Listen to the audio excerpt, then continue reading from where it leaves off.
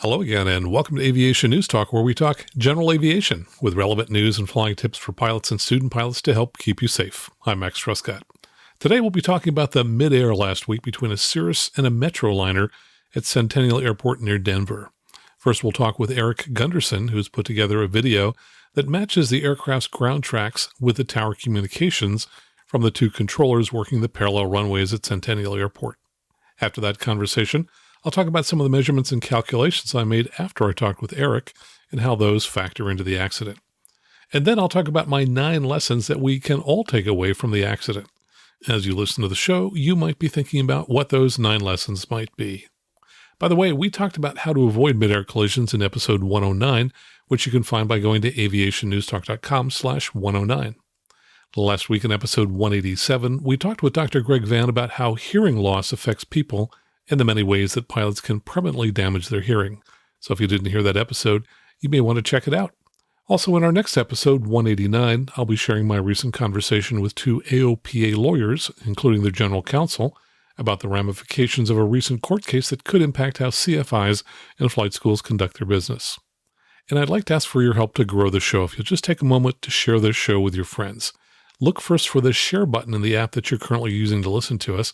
For example, the Apple Podcast app, if you tap on the 3 dots at the bottom of your screen, the share button is at the top of the list that comes up.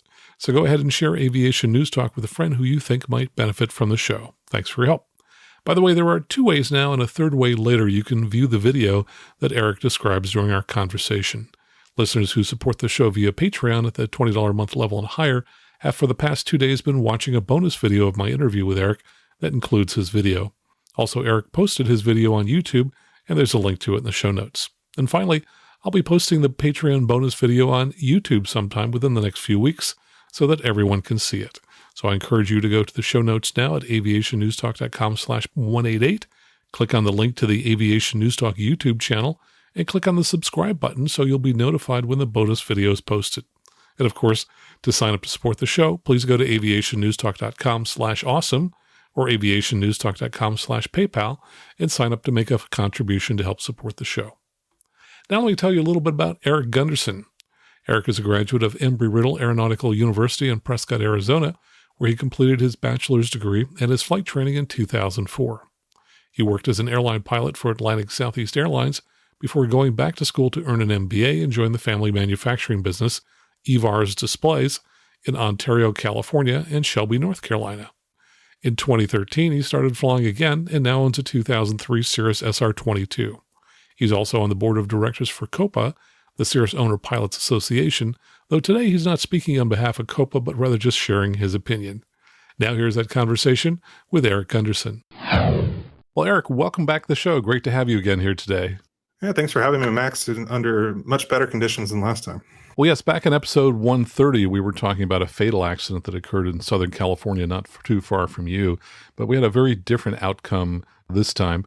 So kind of set the stage for us. What happened in Denver this week? Yeah, so we had a Cirrus, made national news, I'm sure most people already know. Cirrus collided with a Metroliner at Denver Centennial, where there was no major injuries at all. Everybody was fortunate enough to walk away. So I'm calling this the miracle over Centennial. Well, definitely. And the video is pretty amazing watching that Cirrus come down under a parachute. Well, you've done as you did last time. You put together a video that shows all of the different tracks, the different aircraft, and you synced it up with the audio for both the left tower and for the right tower. Go ahead and tell us a little bit about that as we start to go through it. Yeah, so this is ADS-B tracks and actually radar tracks synced up with audio, like you said. And in the left channel on your headphones, if you are wearing headphones, you'll hear the left controller, the female controller that's on the left-hand side. And then in the right channel, you'll hear the right 17 right controller who is talking to the Cirrus. So the left controller, 17 left, is talking to the Metroliner. And then 17 right is talking to the Cirrus. And a lot of people might not be aware, but busy airports do split the frequencies for parallel runways quite often. And Denver Centennial being one of the busiest general aviation airports in the country, this is just standard practice that locals would be very familiar with. So we're going to be starting this with the aircraft on the downwind, the Cirrus on the downwind. I've got them flagged up for those of you that are able to see the video.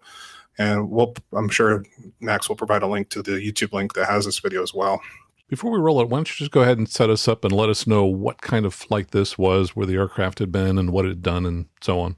Yeah, so from pretty reasonable, reliable sources, the airplane was a rental aircraft out of Denver Centennial, and it seemed to be just a pleasure flight. So it doesn't appear to be a CSIP or any other instructor on board. They just went on a sightseeing flight up towards the Boulder area to the northwest. And we're coming back to land here at Denver Centennial. And then the Metroliner was, I believe, a cargo aircraft who had just one single pilot operation, I believe operating on a 135 certificate on an IFR flight plan and was cleared for the visual for 17 left. So there's a number of aircraft in the pattern. I believe the Cirrus aircraft, when he enters the downwind, I think is number 4 for the parallel on the right. And the Metroliner is number 2 for landing, and is on a pretty far extended, probably 4 mile or more right base entry for the left. All right, let's go ahead and roll the video. And here comes some audio as well. 251, widen out to the northwest 15 degrees. You're going to follow Cirrus. Traffic that's ahead to the left. Widen up 15 degrees, following traffic to the left, 65251. Cirrus 6 Delta Juliet, traffic at your 1 to 2 o'clock a mile, about to turn base as a Skyhawk 6800. Looking for traffic, 6 Delta Juliet. Cirrus 6 Delta Juliet, fly towards the west shore of Cherry Creek. Tower, good morning, 970. The west shore of Cherry Creek for 6 Delta Juliet. Tower, if you can, just maintain that speed. There'll be traffic in position prior to your arrival. So the Cirrus went ahead and has been being told to fly towards the west shore of the Cherry Creek, which is a reservoir-ish area just ahead and to his right. And you'll hear in the left channel there the Metroliner checking in on the visual and proceeding in on 17 left. So they're calling traffic out ahead and to the right of the Cirrus. And just to note, he's at 7,300 feet, which is the proper altitude for him to be entering the traffic pattern. But we're showing this in miles per hour. That's how this system shows. He's doing 167 miles per hour on the downwind. And you'll see that speed actually increases as he enters the base turn here. And so we'll go ahead and continue it here, where he's going to be calling 2 traffic out, one that's ahead of him, and then also the controller is going to be calling out the Metroliner on the north shore of that Cherry Creek Reservoir. Cirrus 6 Delta Juliet, traffic you're following just turned right base. They're heading to the right, 6,600 Cessna. Traffic in sight, 6 Delta Juliet.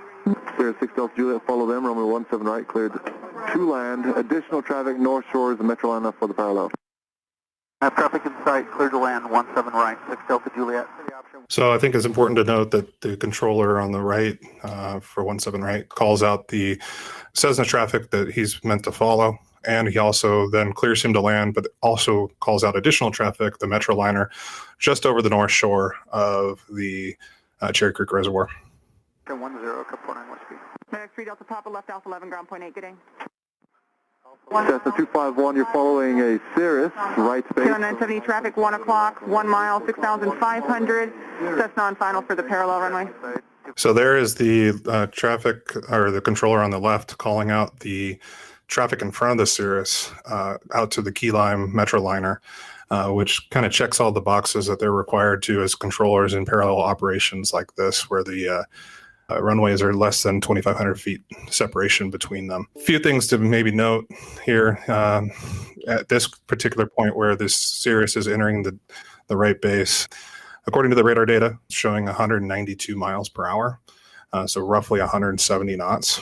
And so going that fast is obviously outside of the standard, 100 on downwind, 90 on base, and 80 on final that we would expect from following the flight operation manual procedures.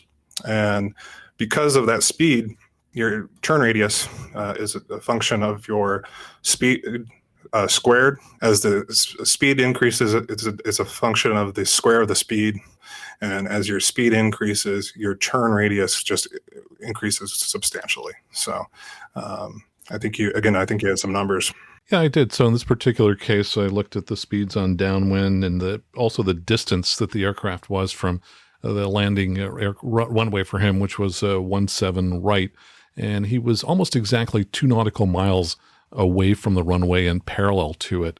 And when you look at the turn that he created, he was banked at less than 20 degrees and he overshot essentially both runways. And yet if he just banked at 30 degrees, which is pretty normal for a Cirrus in the pattern, he would have actually turned slightly inside of the runway that he was supposed to be on. So this is a case where being too fast and being too shallow really was at the heart of the accident. Yeah, and so let's play this out a little bit more, and we'll see the impact point, which again, thankfully resulted in people just walking away. Roger, Cam. Follow Cirrus, runway 17 right, number 4, clear to land. 17 right, number 4, clear to land. Zip at 540, fly runway heading, runway 17 left, clear for takeoff, wind calm. Runway heading clear for takeoff, exit you at 540. Q-line 970, runway 17 left, clear to land, wind calm. Clear to land, 17 left, Cam 970. Hold short, runway 17 left. Holding short of 17 left at Bravo 8, 64322. Thank you. Tower 733 Tango Charlie on this frequency. Cessna 3 Tango Charlie, ground point 8. Thank you. Ground point 8, 733 Tango Charlie. Cirrus 6 Delta Juliet, do not overshoot the final. Cirrus 6 Delta Juliet, do you require assistance? Tower, Q-line 970, declare an emergency. We had, looks like the right engine failed, so I'm going to continue my landing here. Cirrus 6 Delta Juliet, Q-line 970, we have crews coming, continuing down, runway 17 left, clear to end. Direction. So I think it's important to note that, the controller on the right was, was listening to another aircraft and making a call, and then immediately says to the Cirrus, do not overshoot the final. And then without a second break, he says, does he require assistance? So, we're speculating a little bit here, but I'm assuming he saw that something happened. And then immediately after that, the Metroliner, declares an emergency. And in this, we actually see a decimal meter right there where the impact happened, and we see it spike over 90 decibels. So there's an obvious crunch there that happened. And from the radar tracks, it does show that Cirrus, hit the Metroliner from behind. And from the pictures and everything, I don't think the Metroliner had a chance to see this, Cirrus at all. And just being cleared to land just prior, head down, the head could have been down, putting the gear down and that sort of thing as well. So again, it's a very unfortunate situation, but we're very fortunate had it been in any other aircraft other than a Cirrus without the parachute, the outcome could have been drastically different. Yeah, it is quite remarkable that the aircraft, the Cirrus, was in such a wide turn that some people have speculated, well, maybe he was accidentally lining up for the left runway. I don't think that's the case because he still had at least another 40 degrees to complete that turn. So he wasn't even close to being pointed at the runway as he hit the Metroliner. Now, this is the first time as I looked at that track in that turn where I noticed something that people had commented about and you and I talked about. Some people have speculated that perhaps the Cirrus was using the autopilot in heading mode. And as I look at that arc, for the first time, I can see, wow, that's an incredibly smooth arc, which definitely would be hard to fly by hand. So, and it also would kind of fit pretty well with, what I figured out from the calculations, which was that he was banked less than 20 degrees. If the autopilot will not exceed a standard rate turn. And at those kinds of speeds, a standard rate turn is going to be around 20 degrees. Sure. So yeah, just looking at that ground track and knowing what the bank angle was, I think it's entirely possible that this pilot had the autopilot on in heading mode. Yeah, it does look that way. And again, I don't want to speculate too much, but I think, there's some facts here that we can see with the radar track. And the great thing about this accident is somebody, I'm sure already has, but, we'll hopefully get some more information quickly because they are actually able to talk to the pilot. And with the Garmin perspective system, I'm sure we'll be able to download some data as well and get some more details on this from the actual aircraft. So, I think this accident, shows from the radar data, and there's no need to speculate there. It's clear as day that it's very important to fly the speeds per the FOM and have that standardization, not just from a safety perspective, but also from an expectation perspective for other pilots in the pattern, but also the controllers. And in this case, had he been 20 knots slower where he probably should have been, or which still might have been a little bit quick, again, with the square of the speed, the turn radius increases. So it would have put him not shooting over that overshoot. Now, there's also the potential that he was potentially lining up with the other runway. That's also something that we need to be aware of in parallel runway operations. There's that non-transgressional zone that we need to just kind of treat as an intersection and a red light area, kind of a no-go zone. Yeah, I looked on the base, and from FlightAware, we see ground speeds of 167 down to 156. Those translate to indicated airspeeds roughly of 146 knots to 137 knots. So even at 137 knots, that would be 47 knots faster than the 90 knots specified by the Cirrus FOM. Now, granted, there could be a little bit of tailwind. However, the winds at the surface were light and variable. Now, he was at that point, 600-700 feet above the ground. So it's unlikely, I think, that the winds are going to be substantially different than what they were on the ground. He was also descending on base at about 1,000 feet per minute. Now, my experience has been that typically in the pattern, an aircraft that's stabilized and which is following the flight operations manual for Cirrus is going to be descending a lot closer to 500 feet per minute. Yeah, and that's what I normally see when I'm flying my Cirrus, and that's what the FOM says, straight out of the iPad that I use to read that. So, again, obviously there's mistakes made here, but thankfully we can, talk about them in a positive light. Well, in some ways, there's some parallels to the accident you and I talked about back in episode 130, which was a Cirrus which unfortunately had a stall spin accident right at the base to final turn. And the common themes there were he too was not following the published speeds or even the published altitudes for the FOM. Yeah, correct. He was, if I'm not mistaken, he was about 600 feet AGL on downwind, where the TPA at that airport was 800. And, realistically, I'd like to see 1,000, altitude is your friend, especially in a Cirrus with deployment of the chute, being a no-go below 500 feet in a G1 through G3, and then in a G5 and above, 600 feet. So, altitude's your friend. Speed, is also sometimes your friend, but when you're getting in slow, I know there's been debates in the past on whether or not to have speed, a little more speed than per book, but I think it's shown time and time again that if you just follow the FOM recommendations and follow those standardizations like an airline pilot would, the safety record is much better. And I was just going to go to the airlines. You used to fly for the airlines. Speak for a minute about why standard operating procedures are so important and why pilots should be trying to follow published airspeeds and published altitudes. Well, first of all, you have passengers on board, and you want to maintain, the highest degree of safety, obviously. And I think we, as private pilots flying our own airplanes around, should strive for that as well. But you're flying with different crews. You're flying into unknown airports, unfamiliar airports all the time. So you just have those standards to be as a cushion for protection for yourself and everybody on board and on the ground. Cirrus has done a great job with CSIPs like yourself and the Cirrus training centers across the country to produce good materials on the training site to follow these standards and increase the safety record of Cirrus. And I think sometimes people don't appreciate how deviating from the standards can lead to additional problems. It might seem like, I'm a little bit fast, or, I'm a little bit low in the pattern. And people seem to think that, I can just fix that. And yet these fixes create additional problems.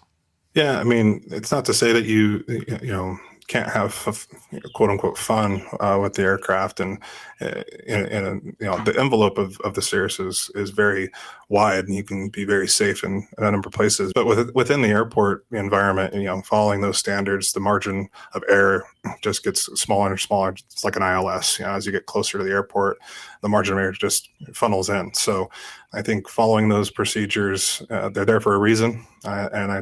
In some ways, I wish we could, kind of gamify the adherence to those as pilots, and I think that's something to be proud of. To always just fly consistently and judge yourself on every landing. Makes total sense, and of course, pilots really should be trying to build margin, extra safety room into virtually every aspect of their operation. Speaking of margin, boy, the margins of success, if you want to call the fact that everybody lived in this, were incredibly tiny. It looks like the Cirrus passed just high enough that the front nose gear hit the top of the airplane. What do you think would have been the outcome if the Cirrus had been 2 or 3 feet lower when it hit the Metroliner?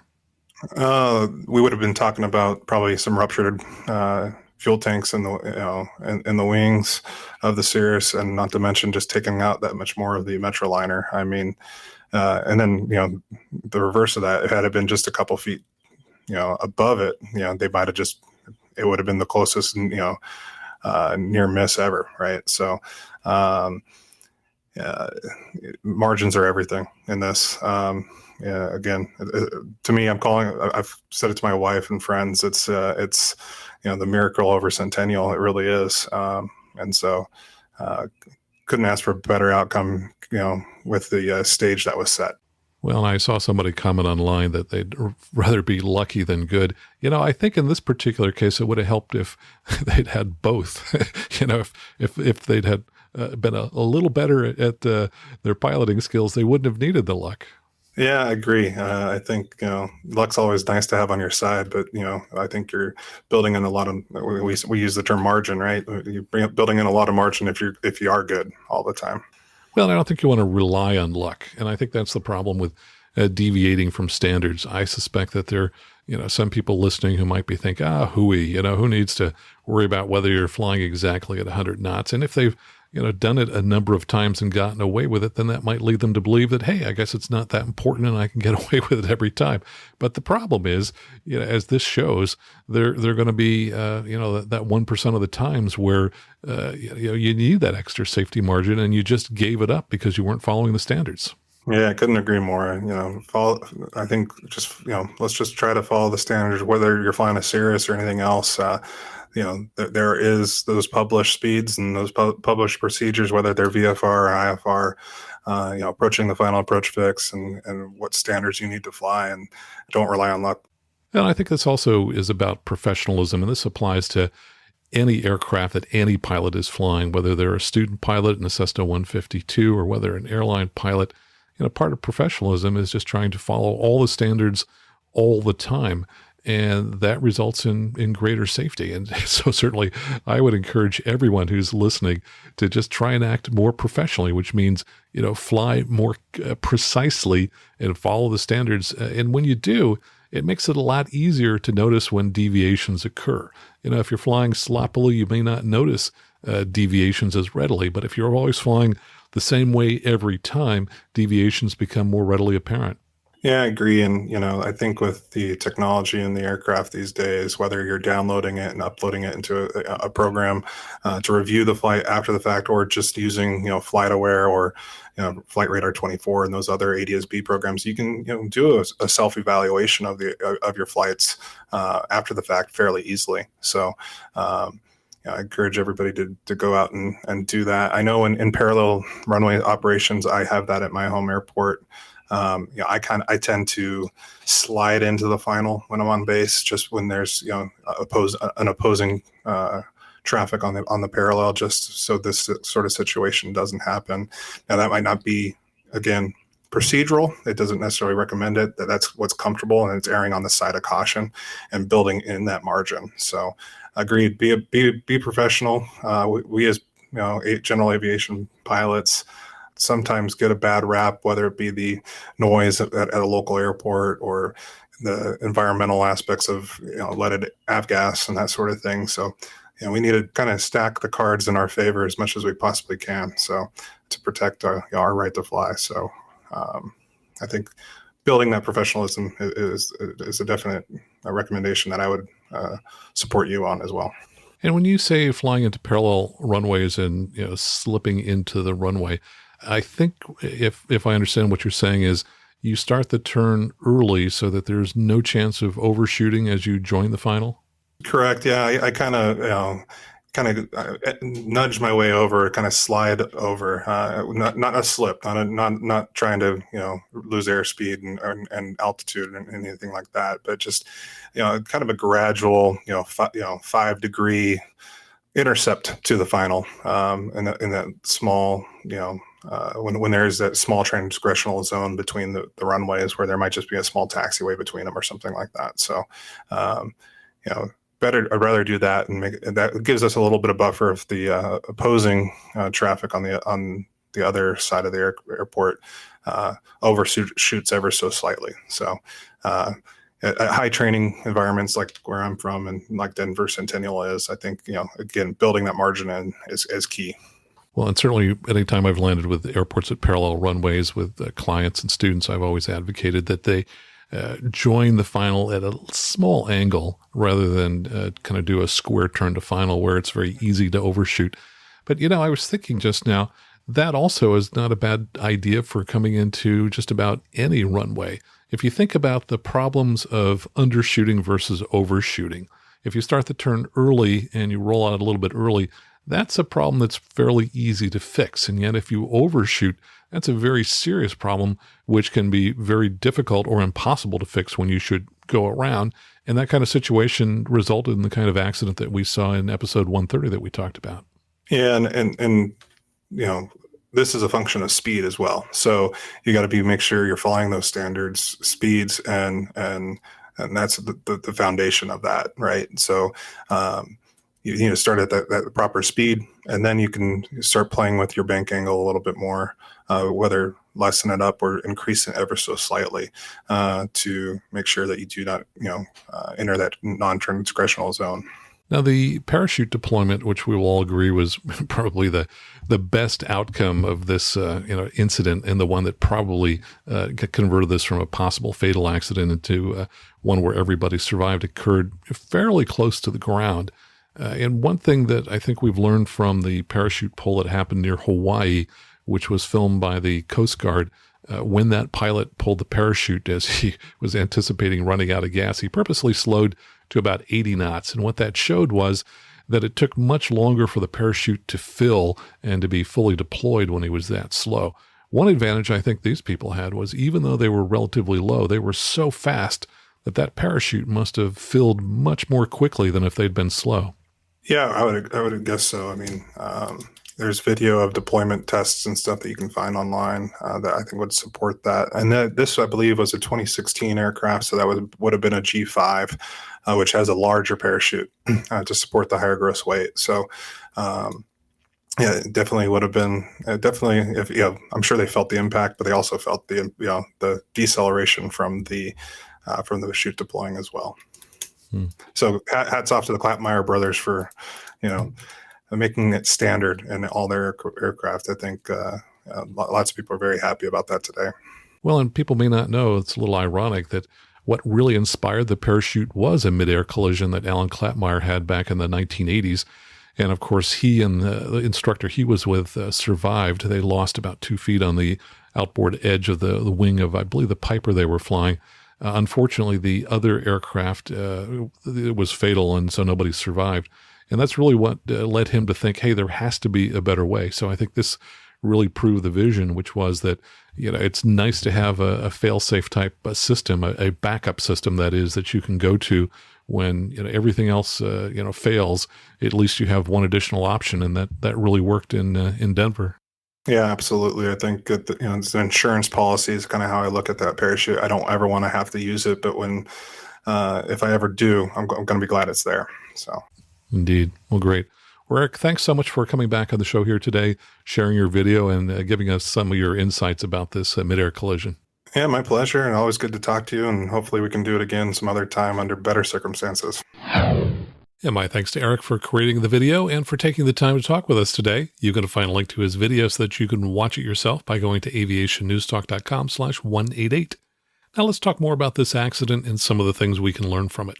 After I talked with Eric, I did more measurements and calculations, and I'll share those with you now. As the aircraft was on downwind, it was about 12,000 feet away from and parallel to runway 17 right.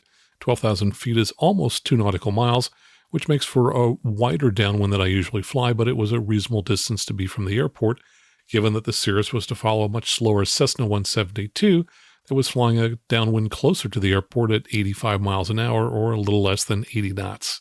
One technique for following much slower aircraft is to fly a wider than usual downwind, and that was certainly a reasonable thing for the Cirrus pilot to do. However, as we discussed with Eric, the Cirrus was flying a much faster downwind than the 100 knots specified by Cirrus in its IFOM, or Flight Operations Manual. If you want to get a copy of that and you have an iPhone or iPad, just go to the Books app on your iPhone and search for Cirrus IFOM. I believe the cost is $50, and it's something I recommend that all pilots have if they fly a Cirrus or if they're interested in learning to fly a Cirrus. One problem with higher speeds is they produce a larger turn radius, which increases the chance of overshooting the runway. But as I mentioned during our conversation with Eric, with a 2-mile wide downwind, even at these high speeds, a 30-degree bank would have brought the pilot just inside the center line to 17 right. A few people have suggested that the Cirrus pilot was mistakenly headed for 17 left. That's certainly possible, as on numerous occasions when flying to airports with parallel runways, I've had to intervene when a client started heading to the wrong runway. That seems to happen most often when the intended runway is shorter and less prominent than the larger runway to which they are mistakenly headed. In this case, though, it seems unlikely the Cirrus pilot was mistakenly headed for 17 left, as he was also vastly overshooting that runway as well. I just measured the angle at which the Cirrus pilot intersected the center line from 17 left. The Cirrus pilot still needed to turn another 56 degrees to be aligned with the final. So he was less than halfway through the turn from base to final when he hit the Metroliner. So if he had mistakenly headed for 17 left, he was doing a very poor job at lining up with that runway, as he was blowing through that center line as well. By the way, the Cirrus turn from downwind to final was so smooth that I strongly believe the pilot was using the autopilot's heading mode to fly this turn from downwind to final. And about the only benefit of flying with the autopilot was it made it relatively easy for me to measure his ground track and determine that he had a turn radius of about 6,600 feet. And knowing that, we can figure out his turn diameter and determine that he was on a ground track that would have caused him to overshoot 17 left by about half a mile if he hadn't hit the Metroliner in mid-turn. It also lets us approximate his bank angle in the turn. To figure that out, I used an online turn radius calculator, entered 179 miles per hour, his average speed on base, and found that 18 degrees produces about a 6,600 foot turn radius. Not surprisingly, that's about the bank angle I would expect the autopilot to use at that speed. By the way, this was a 2016 Cirrus which had the perspective glass cockpit, which is similar to the Garmin G1000. And there are a couple of tools you can use on the MFD that help you easily identify whether you're going to overshoot the final, as this aircraft did. So if you fly any aircraft with a Garmin G1000 or perspective, you'll want to make sure you have these tools turned on in your aircraft and the map range set appropriately so that you're zoomed in on the final approach course to the airport you're landing at. And if you're unfamiliar with one or both of these tools, then I'd like to encourage you to call 800-247-6553 and order a copy of my Max Truscot's G1000 and Perspective Glass Cockpit Handbook, which explains these and probably 100 other features in the G1000 and Perspective. The first feature is runway extensions, and I often find this feature turned off when I climb into a G1000 or Perspective aircraft. It essentially draws a series of white dashed lines that extend out from the center line of each runway at the destination airport you've entered into your flight plan. So, for example, at airports with 2 parallel runways, you'll see 4 dashed lines extending out from the airport. There are a number of times when I find this feature useful. For example, I once flew into Monterey Airport at night, and both the client and I were having trouble spotting the airport as it's surrounded by a sea of lights and is hard to spot from a distance. So I turned on runway extensions, and we simply flew a path toward one of the dashed lines and then turned to join the line and followed it to the airport. Also, There are times when I'm in the traffic pattern with a client, and depending upon the turn direction and bank angle, I'm unable to see the runway. But by occasionally glancing at the dashed lines, I can monitor our position relative to them and make sure that we're not going to overshoot the runway center line. The other feature is the track vector, which is a line on the MFD that extends in front of your aircraft. In early G1000 aircraft, this line was always straight and it never bent when your aircraft was turning. But at some point, the wonderful software developers at Garmin modified the code so that the line now curves when you're in a turn to show the exact path across the ground your aircraft will follow if you stay at the current bank angle. This enhancement makes it incredibly easy to determine the exact bank angle required to roll out on the runway center line every time. It also gives you an early warning of whether your current bank angle will lead to an undershoot or overshoot of the runway center line. I like having the length of my track vector set at 1 minute for a variety of reasons. I find it especially useful in the base to final turn, particularly at airports with parallel runways, where I want to guarantee that I'll never overshoot the runway center line. After I'm established in the turn, I quickly glance at the MFD to see if my now curved track vector is curved so it doesn't cross the extended center line. If it does, I just need to steepen the bank a little to move that curved line back to the dashed lines, which represent the extended center line. Generally, when I'm in a turn, I'll adjust my bank angle so that the curved track vector is tangent to the dashed lines. In other words, it just barely touches the dashed lines and doesn't cross them. If you're listening to me right now with one of the podcast players which supports chapter markers and images, such as the Apple Podcast app or the Overcast app, you'll see a picture I took of the MFD a couple of days ago while a client was landing on 30 left at San Jose International Airport. In it, you can see that the track vector just barely touches the extended center line for 30 left, which tells us we'll be rolling out exactly on the runway center line. Also, some people have suggested online that the tower controller for 17 left may have erred by not giving a traffic call to the Metroliner to look for the Cirrus aircraft. Controllers are required to give traffic callouts for aircraft that are ahead of them on parallel runways, but in this case, the Cirrus hit the Metroliner from slightly behind the aircraft, so I don't believe the controller was required to give a traffic alert to the Metroliner. There were two other aspects I haven't seen anyone discuss yet. One is that in 2010, a Cirrus SR20 had a midair collision near Boulder, Colorado, with a Piper Pawnee that was towing a glider. Unfortunately, everyone on the Cirrus and the Pawnee died, but there was an interesting video shot from the ground that showed the Cirrus on fire as it was descending under the parachute. My recollection is that investigators determined that the parachute was deployed by the impact of the collision, and I'm guessing that's what happened in this latest accident, as the parachute was deployed almost immediately after the aircraft hit. And it's fortunate that it was deployed instantly, as the impact occurred about 700 feet above the ground, where there wouldn't have been much time for the pilot to react and deploy it while still being at a safe altitude. The other aspect is determining when during the turn the Cirrus pilot and the Metroliner pilot could see each other and when they couldn't. When the Cirrus pilot was on base and perpendicular to the runways, he would have had a clear view of the Metroliner if he had looked at about his 10 to 11 o'clock position for the Metroliner. At that point, the Cirrus was about 1 mile from the 17 left center line, and the Metroliner would have been about 1.8 miles from the Cirrus. Usually it's hard to spot an aircraft much beyond 2 miles, but the Metroliner is large, so it would have been visible. The Metroliner pilot would have had a harder time spotting the Cirrus because it's smaller, and he was never told to look for the Cirrus. Also, the Metroliner has large pillars in the windshield at approximately the 10 o'clock and 2 o'clock positions, and the Cirrus could have been hidden behind the 2 o'clock pillar for part of the time. In an 18-degree bank, the Cirrus wingtip would have been lifted over 5 feet, and it appears that the Metroliner could have been hidden behind the wingtip as the Cirrus got within about 500 feet of the extended center line.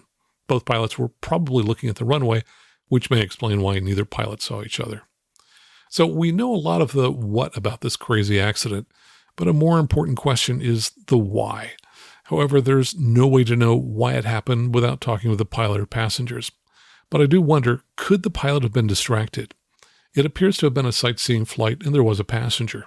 And I still remember years ago my mother talking nonstop as I was trying to land a plane, and I was, of course, too polite to ask her to be quiet while I was landing. The sterile cockpit rule for the airlines of no idle chatter below 10,000 feet just doesn't work for most GA flights because we're not usually up that high. But using something different, such as within 10 miles of the airport or within 5 minutes of the airport, could work just as well. NTSB data suggests that distraction is a significant cause of accidents. So my passenger briefings include phrases like keep chatter to a minimum while I'm landing or taking off unless you see something related to the safety of the flight. And if my dear old mom were still around, I'd probably feel a lot more comfortable now asking her to be quiet. And I wouldn't hesitate to use the pilot isolate function on the intercom if necessary. Okay, so what lessons did you take away from this accident? I'm sure you identified many of them.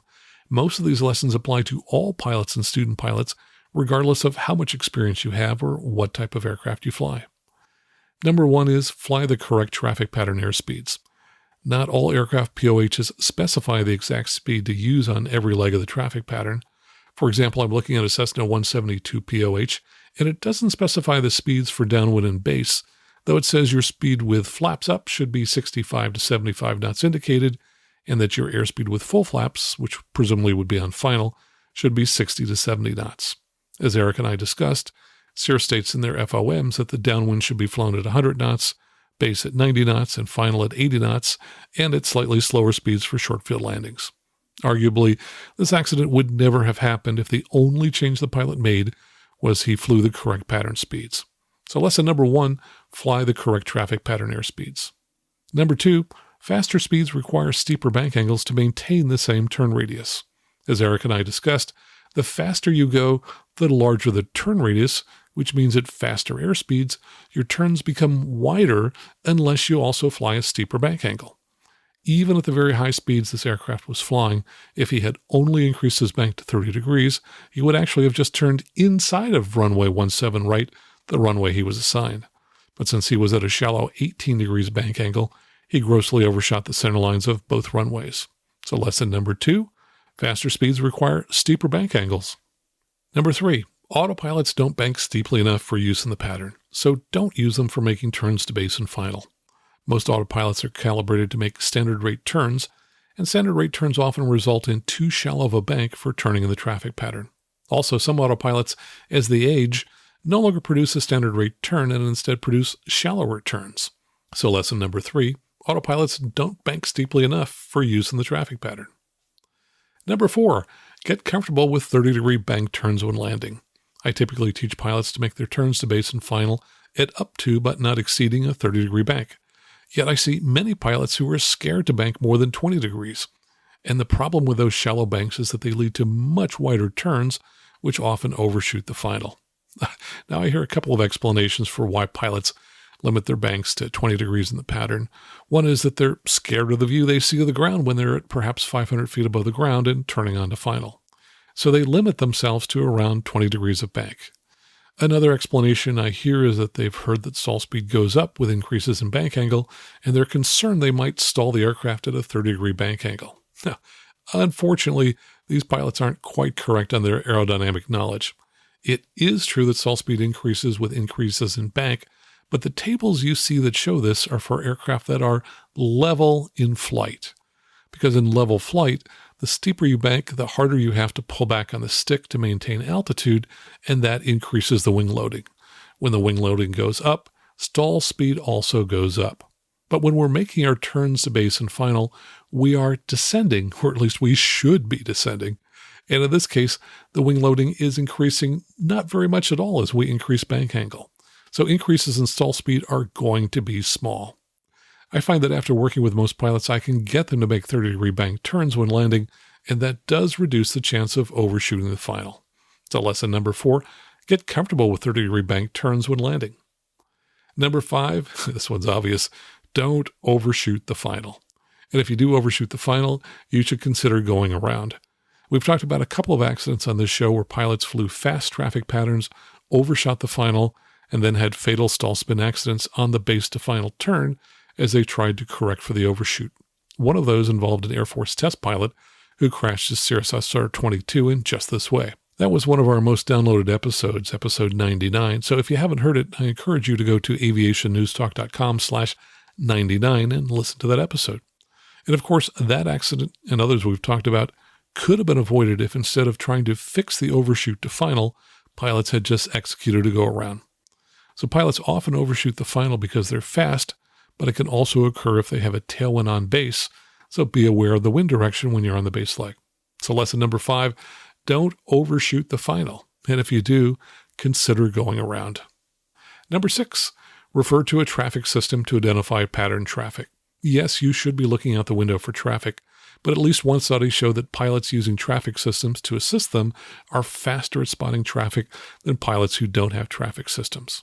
By the way, there's a feature in some Garmin traffic systems and glass cockpits that I absolutely love, and again, my thanks to the Garmin software developers who thought of this. The traffic page in these Garmin systems has a mode setting that you can reach through a soft key. It then gives you the option of selecting absolute mode or relative mode. In absolute mode, the small line or track vector protruding out from the other aircraft is always pointing where that other aircraft is pointed, and you'd think that would be the most useful setting, but it is not. Because in relative mode, the track vector from the other aircraft points in a direction that shows its path relative to the current path of your aircraft.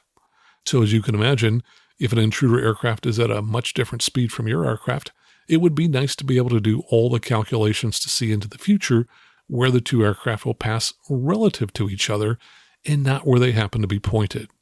I often see aircraft which are pointed so that it appears they will cross in front of me, but if I'm in a faster aircraft and I select relative mode, I can see they will actually pass safely behind me. Now, this came in handy about a year ago while flying a Vision jet into an airport in Kentucky at night. We were number 1 to land, and the tower controller had given a piston twin a heading to be number 2 and supposedly to follow us.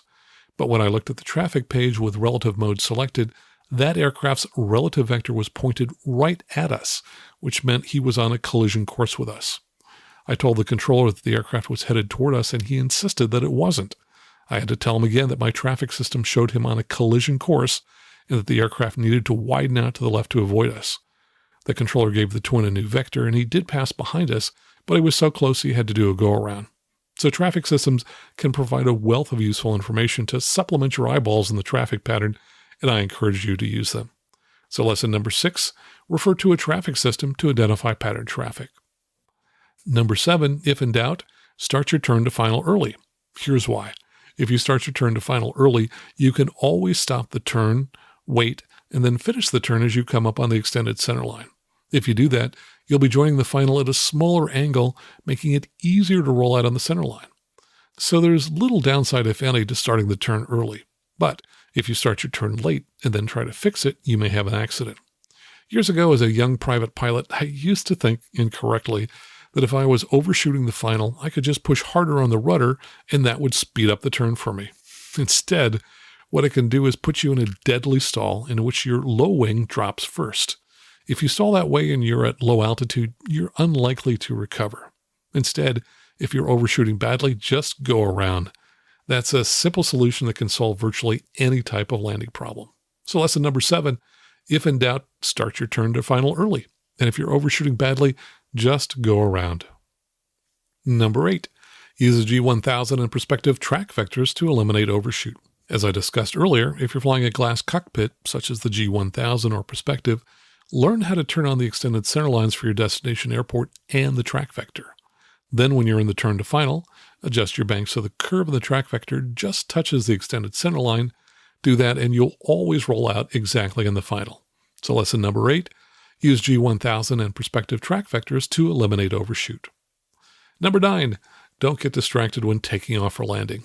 One way to help avoid distractions is to brief your passengers on the sterile cockpit rule.